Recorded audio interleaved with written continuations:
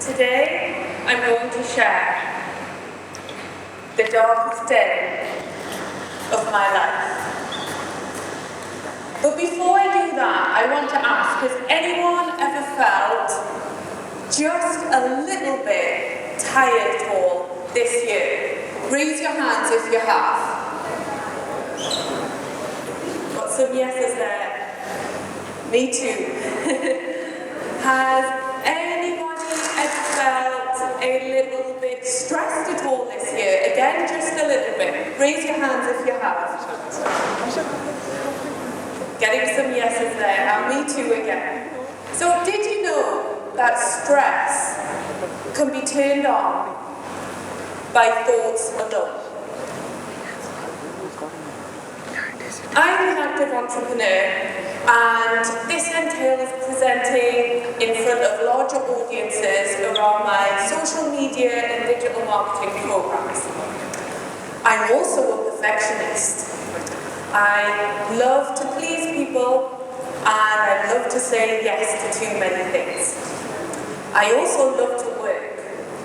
So much so that I would give up my weekends very easily to work extra. I thought that I could take on the world with no consequences, but it will always catch up with us.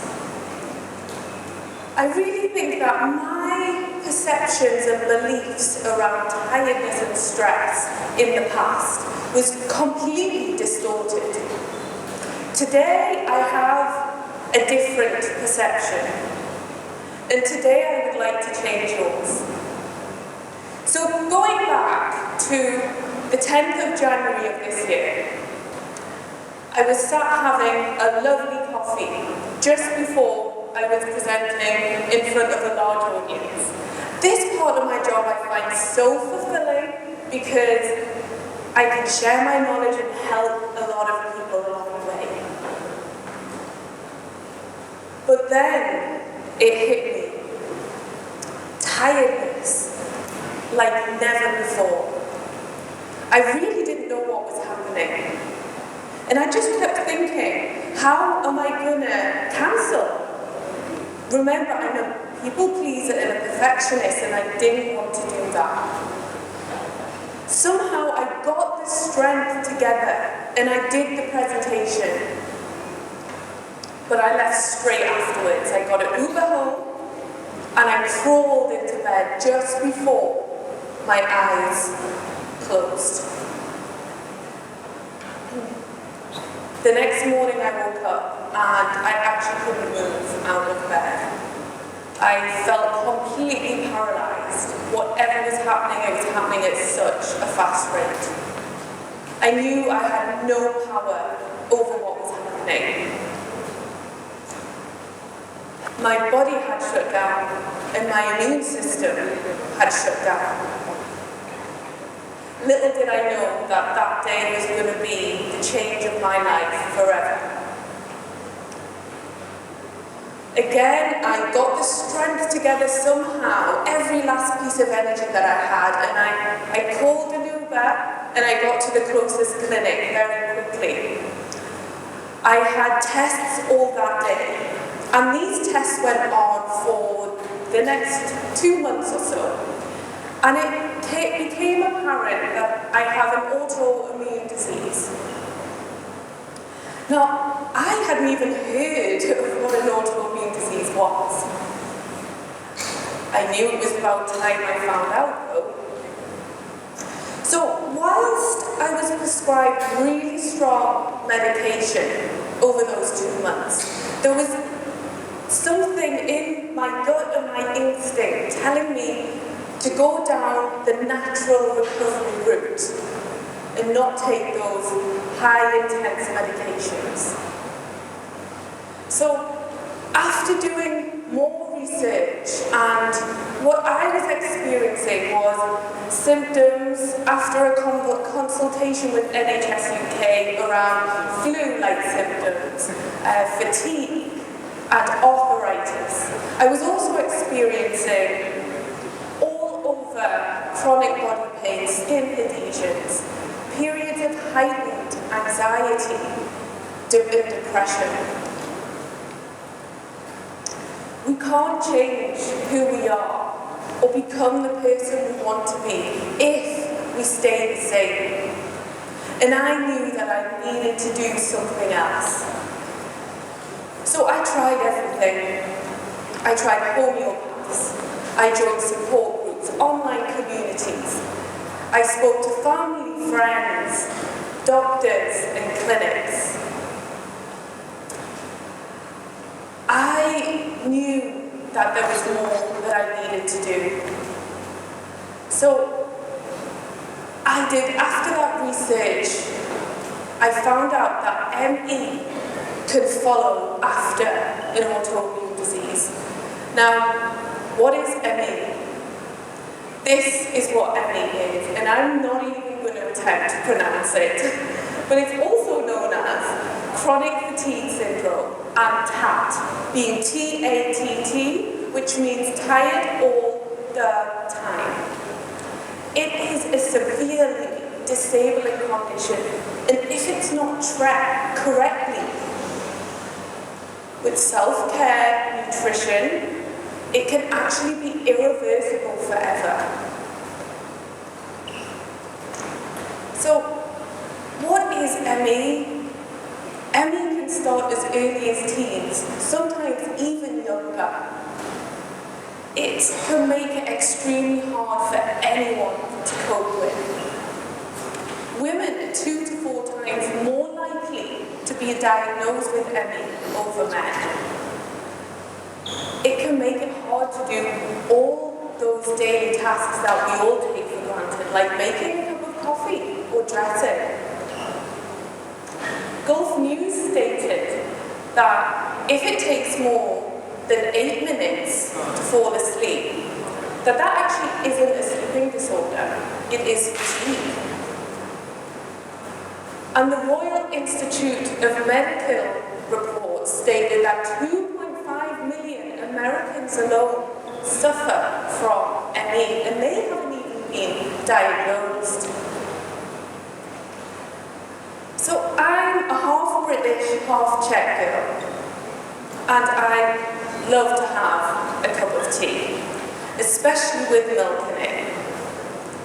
And milk, being dairy, is one of the food groups that I had to give up. I also had to give up gluten, I had to give up sugar, I had to give up any types of processed foods and processed meat. I remember that evening that I had to throw out that last carton of milk. Honestly, I cried all night. And it's amazing the hold that these foods can have over us. It was a gradual change, and it's one that I'm a lot more happier with now. It's been a full lifestyle change. So, I also had to start asking for more help at that point. I got a nutritionist who helped me put together an anti-inflammatory food diet. And that included foods such as turmeric, kale, spinach, broccoli, avocado, red berries and grapes. I had to ask for more help. I needed all the help I could get at this point. So I started to talk to people about how I was feeling. And it was amazing when I did that, how many people opened up to me as well. And it was amazing to see how many other people were dealing with the same symptoms as I was, and also had ME. And a lot of the people that I spoke to had actually been out of work for years with that illness. And that was an eye-opener to me. And as I mentioned, I love to work, and I didn't want that to happen to me. So I asked for more help. I joined online community support groups, and I was shared so many tips and so much hope in general, which really helped give me that positive mindset that I needed to pull myself through. There was one lady in these support groups that I made friends with called Simone Clement, and she had 20 years medical and nutrition experience, and she gave her unconditional time to me daily if I needed it. And there's one phrase that I will never forget because it helped me so much over those months, and it was, "Dawn, this is the inflammation in your body and your brain. It is not you." So on those days where I had the depression, the anxiety, and of course a lot of fears, because at those points I didn't know if I was going to recover at all, I would say it over and over again, and it worked every time. So, by being vulnerable and asking for help brought me so much gratitude and love that I could ever have imagined. It's been 8 years now, 8 months, since that darkest day. My energy levels have increased, but patience is key to recovery, which can be quite challenging living in busy cities like Dubai and Abu Dhabi, especially on Sheikh Zayed Road on the way here. But when I feel good, I feel the best I've ever felt in my whole life. But I have been warned, it can take 2 to 3 years to fully recover from any illness. So I go by another great tip that Simone shared. Rest before you are tired. So what do I do differently today? Well, I take lunch breaks. I go for walks. I work a normal day-ish. I go to meditation classes. I take yoga. I surround myself with people, family and friends, and I prioritize my self-care overall. Nothing will compromise my health or well-being today. So through my journey and experiences over this year, I'm now able to share the knowledge and experience with others who are also experiencing symptoms as I was. So what will you do with today? We spend so much time grieving yesterday and worrying about tomorrow that we spend almost no time in today being mindful, which is the only time that we actually have. Make your today count.